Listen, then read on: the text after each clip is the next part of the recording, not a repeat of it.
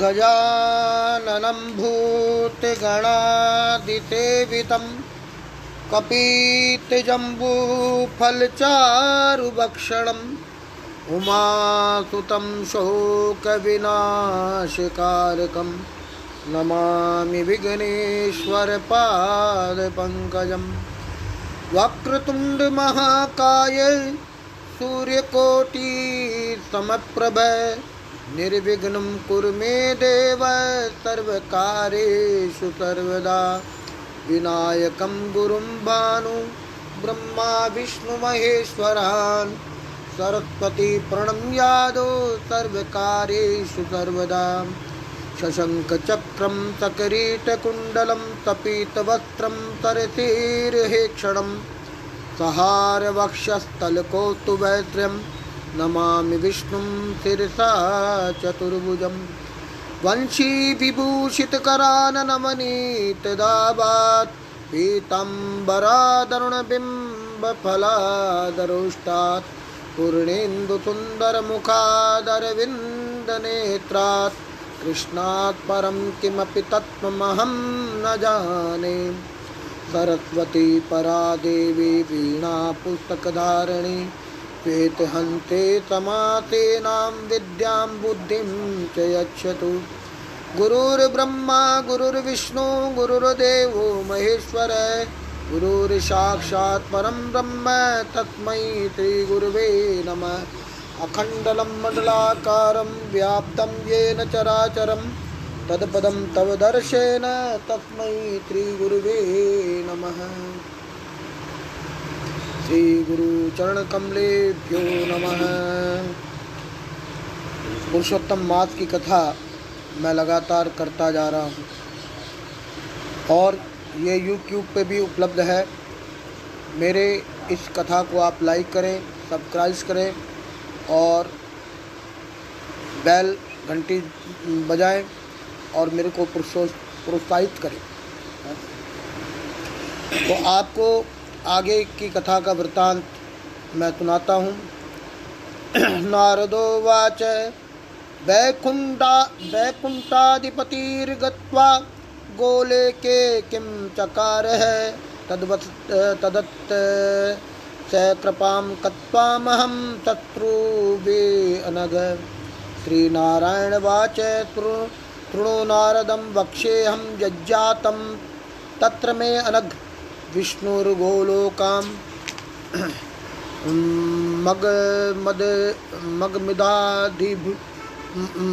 मगमद अधिमातेन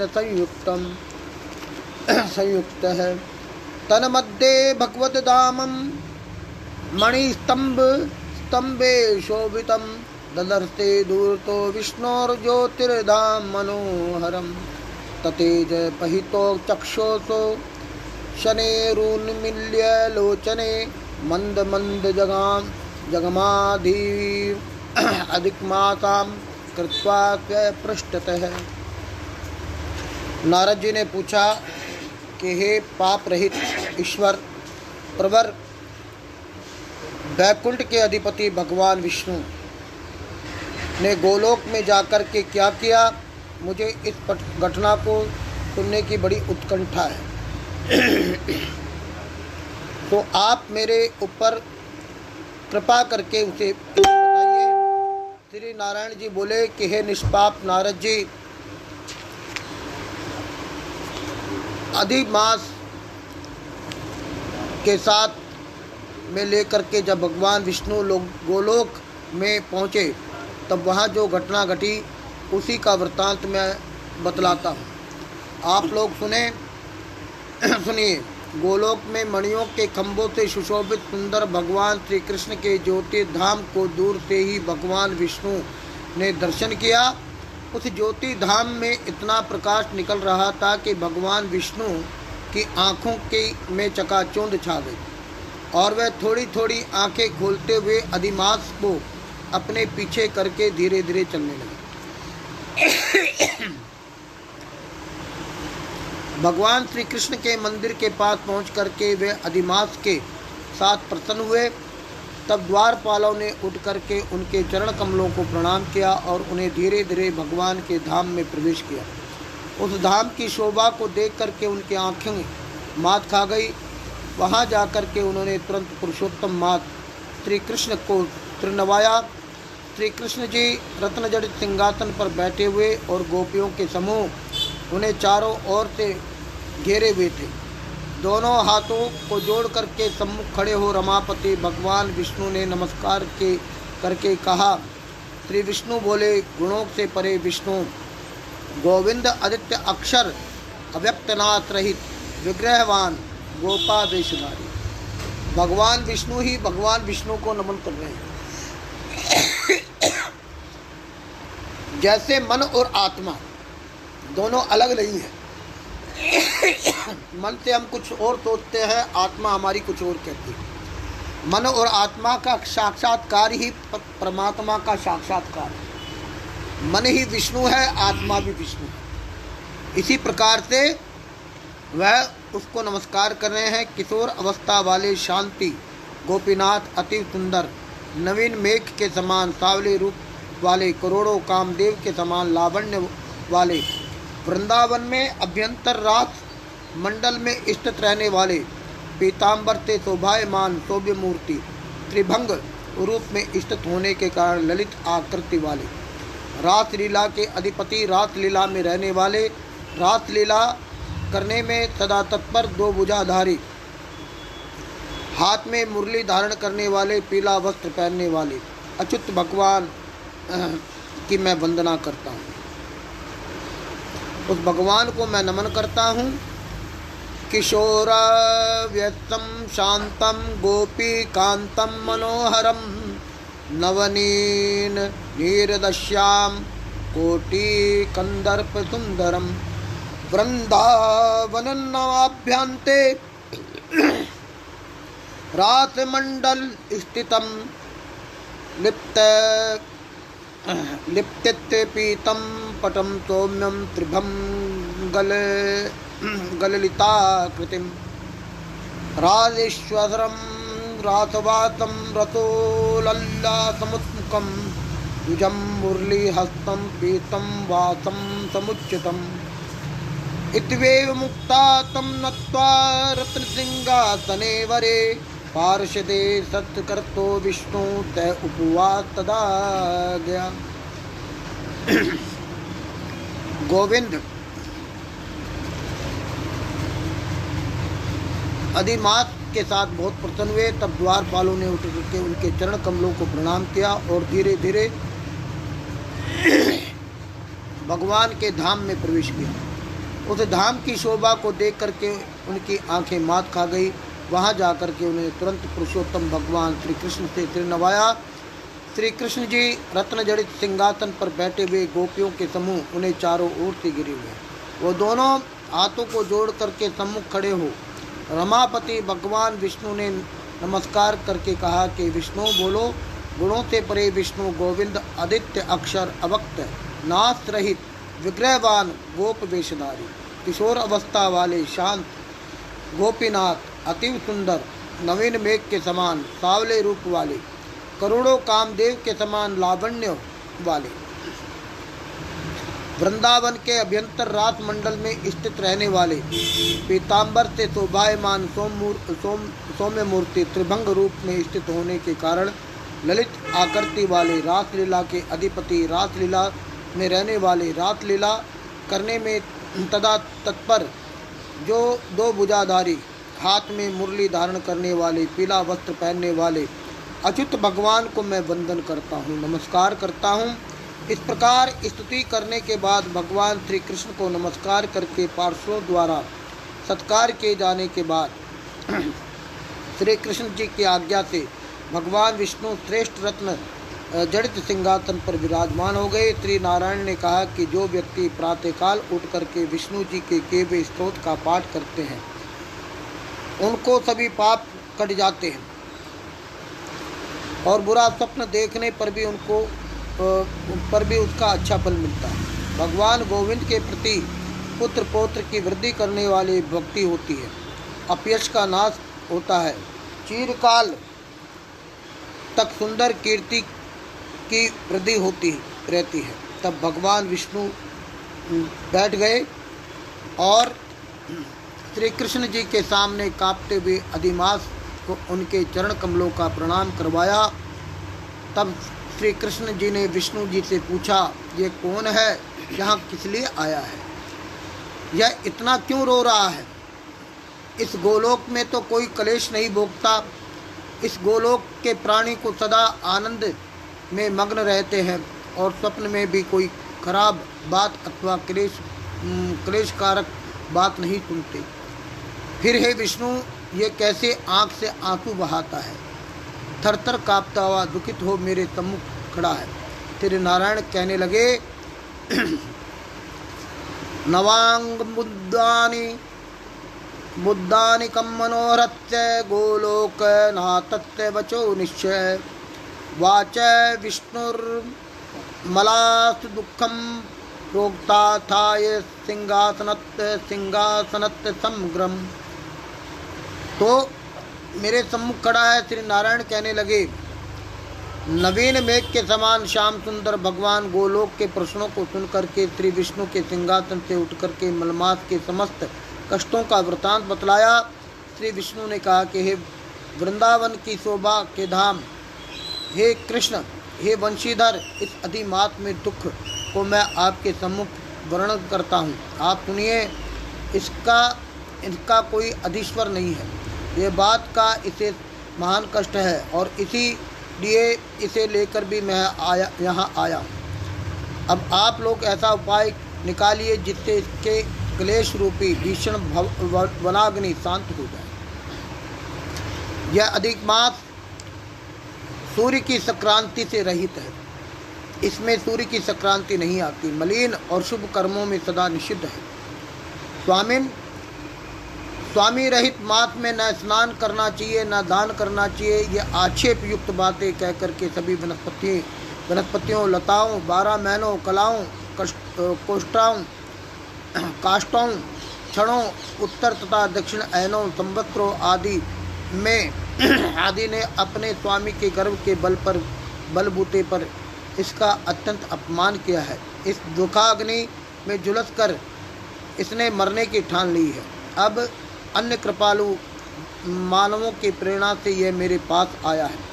हे ऋषिकेश, इस शरणार्थी ने कांपते कांपते बार बार रोते रोते अपने सब दुख परंपराओं के वृतांत को हमारे सामने खोल करके रख दिया है। आपके अतिरिक्त दूसरा कोई भी इसके महान क्लेश का निवारण नहीं कर सकता। अतः इस आश्रय रहित का हाथ पकड़ करके आपकी शरण में आया। आप दूसरों के दुखों में पड़ा हुआ देख करके सहन नहीं कर सकते, ऐसा बड़े बड़े वेदज्ञों का कथन है। अतः इस संतप्त को कृपा करके सुखी कर दीजिए। आपके चरण कमलों में आए हुए व्यक्ति शोक के भागी नहीं होते, ऐसा वेद विशारद विद्वानों का कहना है। ये जगन्नाथ, कैसे मिथ्या हो सकता है? मेरे ऊपर भी दया करके इसका स्नेह निवारण करने का आपका कर्तव्य है, क्योंकि मैं सब काम छोड़ करके इसे लेकर के आया हूँ। मेरा आना सफल करिए।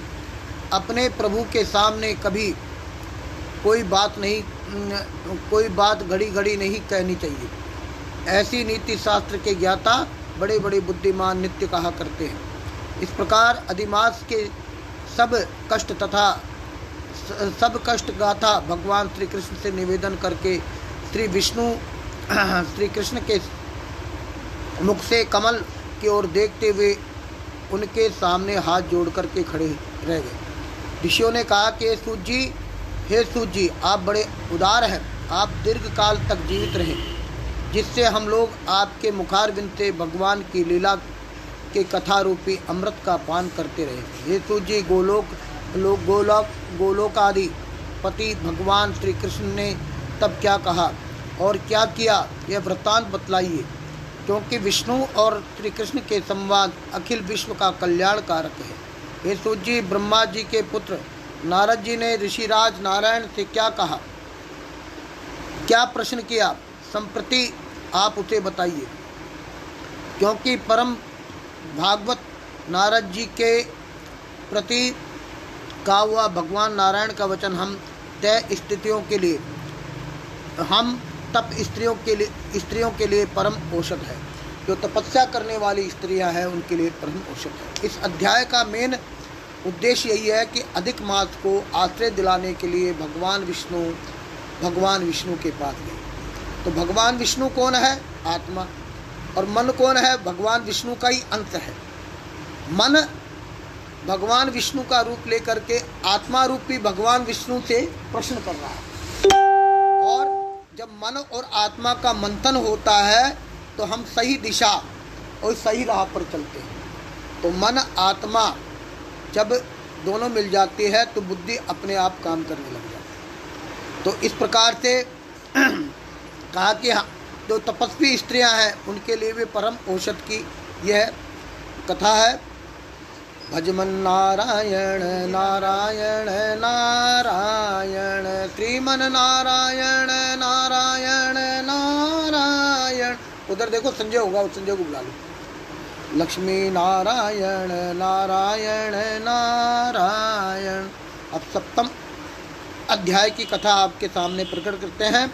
भूतोवाच भवर्दिवे कृत प्रतंतमचि करदाशुग यादुत्रो मुवाचेश स्तदे ददामि तपोधना। नारदोवाच विष्टर स्रवति मोना स्थिते सनिधे परम दुःखं पारम। किं चकार पुरुषोत्तम प्रदत्तस्य बदरीपतेऽधुना। श्रीनारायणवाच गोलोकनाथो यदुवाच विष्णुं तदेव गुह्यं कथयामि वत्स। वाचं सुभत्ताय सदास्तिकाय सूत्रे ध्रुवे दम्भ विवर्जिताय सुकृतिकृत्य पुण्यकरं यत्यं सत्पुत्रं सत्पुत्रदं वश्यकरं च राज्ञाम्। तो जी ने कहा कि तपस्वियों, आप लोगों ने जो प्रश्न किया वही प्रश्न नारद जी ने ऋषि प्रवर नारायण से किया था, और नारायण ने जो उत्तर दिया वही उत्तर हम आप लोगों को बताते हैं। नारद जी बोले, भगवान विष्टस्त्रवा विष्णु ने अधिमास के अपार कष्ट की गाथा निवेदन करके जब मौन धारण कर लिया, तब हे बद्री नारायण, श्री भगवान श्री कृष्ण ने क्या किया है इसे आप बतलाइए। श्री नारायण कहने लगे, हे वत्स नारद, गोलोकनाथ श्री कृष्ण जी भगवान विष्णु जी से जो कहा वह अत्यंत गुप्त और किंतु सद्भक्त सज्जन आस्तिक ढोंग रहित सुत्रवा करने वाले व्यक्ति से ये कह देना चाहिए, इसलिए उस गुप्त रहस्य को मैं बतलाता हूँ। इस उपाख्यान सुंदर कीर्ति को देने वाला, पुण्यदायक,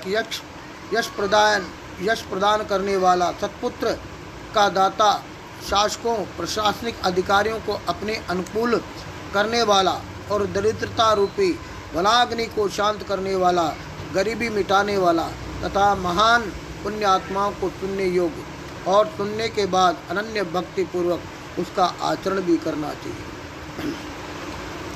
पुरुषोत्तम ने कहा कि हे विष्णु, श्री पुरुषोत्तम ने कहा कि हे विष्णु, ये आपने बड़ा अच्छा प्रश्न किया है। जो मलमास का हाथ पकड़ करके यहाँ लाए हैं, इससे आपके संसार में बड़ी कीर्ति फैलेगी। आपने जो इस जीव अधिमास को अंगीकार कर लिया तो मैंने भी उसे अपना लिया है। अतः अपने समान ही मैं इसे सर्वोपरि करूँगा। गुणों से, कीर्ति के प्रभाव से, षडैश्वर्य से, पराक्रम से, भक्तों के वर प्रदान करने से और भी मेरे जितने गुण हैं उनसे जिस प्रकार से विश्व में पुरुषोत्तम नाम से विख्यात हूँ, उसी प्रकार से ये मलमास भी भूतल पर पुरुषोत्तम नाम से प्रसिद्ध होगा। ये जो है मास पुरुषोत्तम मास से प्रसिद्ध होगा। पीछे संजय को देखना, बुलाना और चाय भी दे देना। आवाज पीछे की तरफ होगा या बाहर होगा? पुरुषोत्तम मास को मैं वही सारी सिद्धियाँ रिद्धियाँ दे रहा हूँ। पुरुषोत्तम जो मेरा लोक और परलोक में वेद विख्यात है जनार्दन, यह मास भी आपकी संतुष्टि के लिए आज मैंने इसे दे दिया। हे मधुसूदन, आज से मैं यह इस अधिक मास का स्वामी हो गया। मैं इस पुरुषोत्तम मास का को अपने आश्रय स्थल दे रहा हूँ। ये मेरे नाम से ही जाना जाएगा। इसका पुरुषोत्तम नाम पड़ गया है। पड़ जाने से समस्त विश्व के लिए पावन हो जाएगा। मेरे सदस्य होकर के यह अधिमास सब महीनों का अधिपति होगा। यह अधिमास आज से जगत पूज्य और विश्व वंद से होगा। जो लोग इसकी पूजा व्रत आराधना करेंगे उनके सब कलेशों की दरिद्रता का नाश हो जाएगा। 12 महीने का सकाम है, परंतु मैंने इसे निष्काम कर दिया है। इस प्रकार मैं समस्त प्राणियों को मोक्ष देता हूँ। 12 महीने में हम सकाम अनुष्ठान करते हैं। इस संसार में रह करके हम कामना करते हैं कि प्रभु मुझे ये चाहिए, वो चाहिए, पुत्र चाहिए, बेटा चाहिए, मकान चाहिए, दुकान चाहिए, व्यापार चाहिए, सब कुछ चाहिए। ये कामना युक्त भक्ति करते हैं। अधिक मास में जो निष्काम भक्ति करेगा उसके लिए मैं मोक्ष दाता हूँ। वैसे ही इसे भी मैंने सब जनता का मुक्तिदायक करार कर दिया है। जो व्यक्ति निष्काम भावना से अथवा सकाम भावना से इस अधिक मास में, और भगवान कहने लगे सकाम भावना से तो सभी करते हैं, निष्काम भावना और सकाम भावना दोनों को मिला करके करेंगे तो अधिमास की आराधना करेंगे, उनके सभी कर्म भस्मीभूत हो जाएंगे और उन्हें हमारे गोलोक से की प्राप्ति होगी। इससे रंज मात्र भी संशय नहीं। जिस परम पद गोलोक की प्राप्ति के लिए बड़े बड़े भाग्यशाली यति लोग ब्रह्मचर्य का पालन करने वाले तपस्या करते हैं, महात्मा लोग निराहार रहते हैं, कठोर व्रत का पालन करते हैं, फल खा करके, सूखे पत्ते चबा करके, वायु पी करके, काम क्रोध लोभ मद मोह ईर्ष्या आदि का परित्याग कर देते हैं, अपनी इंद्रियों का संयम करते हैं, वर्षा ऋतु में खुले आकाश के नीचे तप करते हैं, जाड़े के दिनों में शीत का सहन करते हैं और ग्रीष्म ऋतु में प्रचंड धूप का सहन करते हैं। ऐसे महात्मा लोग भी हे गरुड़ध्वज विष्णु, जिस मेरे अव्यय परम पद को नहीं पाते, उसी वृद्धावस्था और मृत्यु से रहित परम पद गोलोक को पुरुषोत्तम मास के आराधक लोग केवल 1 मास की आराधना से बड़ी सरलता के साथ बिना किसी आयास परिश्रम के प्राप्त कर लेंगे। अधिमास का ये व्रत समस्त साधनों में श्रेष्ठ साधन, संपूर्ण धर्म अर्थ काम मोक्ष का सिद्धाता है। इसलिए पुरुषोत्तम मास को अवश्य सेवन करना चाहिए। जैसे जोते हुए खेत में बीज बोने से करोड़ों गुना बढ़ता है, वैसे ही पुरुषोत्तम मास में किया हुआ पुण्य करोड़ों गुना अधिक बढ़ता है। कुछ लोग चतुर्मास आदि यज्ञ करके स्वर्ग लोक में जाते हैं, किंतु वे लोग भी वहाँ भोगों के भोग करके फिर धरती पर जन्म लेते हैं। जो व्यक्ति विधि विधान के साथ आदर पूर्वक पुरुषोत्तम मास का व्रत करते हैं, वे अपने समस्त कुटुंब का उद्धार कर मुझ में विलीन हो जाते हैं। इसमें संदेह नहीं।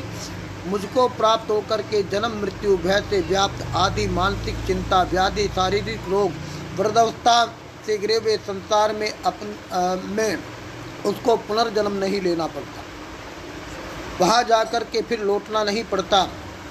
वही मेरा परम धाम गोलोक है। ऐसा मैं वेदों और उपनिषदों का सत्य वाक्य है, यह वह असत्य कैसे हो सकता है। यह अधिमास और इसका अधिपति मैं हूँ।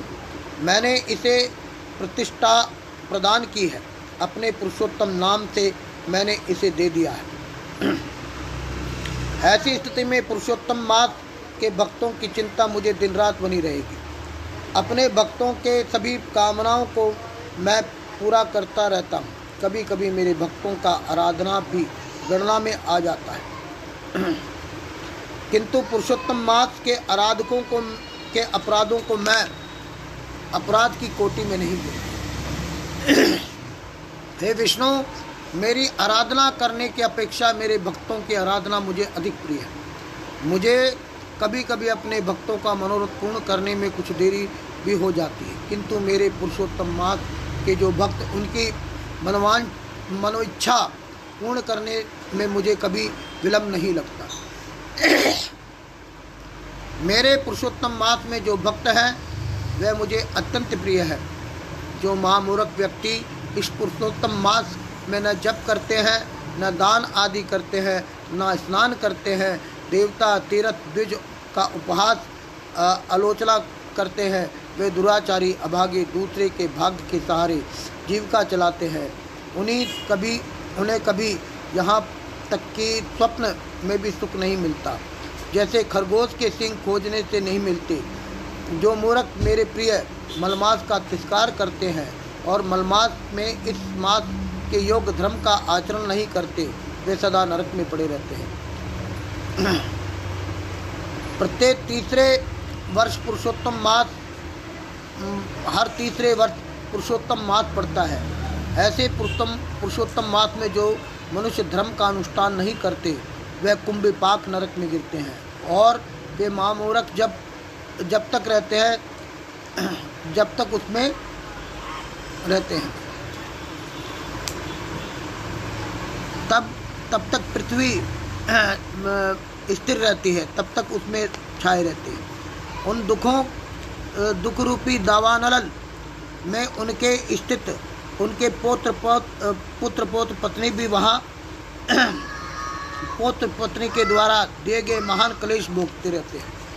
जिन मनुष्यों को यह मेरा सौभाग्यदायक पुण्यतम पुरुषोत्तम मास अज्ञानता से ज्ञात हो जाए, वह प्राणी कैसे सुख पाएंगे। जैसे सुहागन नारियां पुत्र पौत्र और अपने सौभाग्य की कामना से पुरुषोत्तम मास में स्नान दान पूजा पाठ करेगी, उन्हें सौभाग्य संपत्ति विविध सुख पुत्र आदि देता रहूँगा। इस नारियों को यह मेरे नाम वाला पुरुषोत्तम मास सोना खाली बिना दान धर्म के बीत जाता है, उन महिलाओं के अनुकूल नहीं रहता, न तो उन्हें अपने पति का सुख मिलता है और न ही भाई पुत्र और संपत्ति आदि का सुख तो उन्हें स्वप्न में नहीं मिलता। इसलिए सबका कर्तव्य है कि शुद्ध अंतकरण से स्नान जप पूजा आदि करें। विशेषता अपनी शक्ति के अनुसार दान अवश्य देवें। जो व्यक्ति पुरुषोत्तम मास में श्रद्धा भक्ति के अनुसार मेरी पूजा करते हैं, वह धन पुत्र और विविध सुखों को भोग करके अंत में गोलोकवास में के अधिकारी होते हैं। मेरे आदेशानुसार सब लोग मेरे अधिमास का पूजन करेंगे। मैंने इसे सब मासों में श्रेष्ठ बनाया है, इसलिए आप अधिमास की चिंता छोड़ करके इसमें रमण इस अतुल्य पुरुषोत्तम मास को लेकर के बैकुंठ में जाइए। श्री नारायण बोले कि भगवान श्री कृष्ण के मुख से रसमयी वाणी सुन करके विष्णु के प्रमोद का परावार न रहा और वह मलमास को साथ लेकर और नवीन मेघ के समान कांति वाले भगवान श्याम सुंदर को प्रणाम कर शीघ्र ही गरुड़ पर आरूढ़ होकर के बैकुंठ धाम को चले गए। श्री नारद्य पुराणे पुरुषोत्तम मास में श्री नारायण नारद संवादे अधिक मास ऐश्वर्य प्राप्ति नाम षष्ठम सप्तम उत्सवो भगवान श्री कृष्ण अर्पणमस्तु। भजमन नारायण नारायण नारायण श्रीमन नारायण नारायण नारायण लक्ष्मी नारायण नारायण नारायण। जिन लोगों को मेरी कथा जो बार बार इस फेसबुक पर भी सुन रहे हैं और थोड़ी देर में अभी मैं इसको यूट्यूब पे भी अपलोड करूँगा, तो इसको सब्सक्राइब करें, लाइक करें और बेल घंटी बजा दें और मेरे को प्रोत्साहित करें। यही आपसे प्रार्थना है। सबको इस कथा का श्रवण करने का अवसर प्राप्त हो। बोलो श्री कृष्णचंद्र भगवान की जय, विष्णु भगवान की जय।